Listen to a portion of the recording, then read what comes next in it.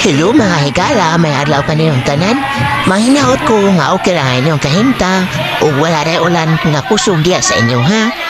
So karon diya pa dahil tanan sa eskwelahan o nga stranded mitire tungo sa bigla ang pagkusog sa ulan mauwa may kadayon kauli. Sa akong nakita okay ra mahinoong tanan mitire okay ra mahino lang mga kauban wala man sila problema o malipayo naman sila nakulitan pa. Kunya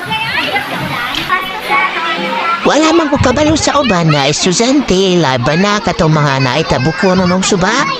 Nya, siguro nagkabalaka na sila, kay basin masakpan sila kusog na tubig, o mao'y hinungdan nga di na sila makauli sa ilaha. Pero, Ginoo, sa karon, napamay-may disudiritan sa eskwelahan, matungong okay ra, og safety ra ang tanan. Kunya mga higala, mansud ni hunong hahulan mo itong nipauli na lamang ko. Yung pagkabot sa balay, nabasa naman, di ko na lamang ko.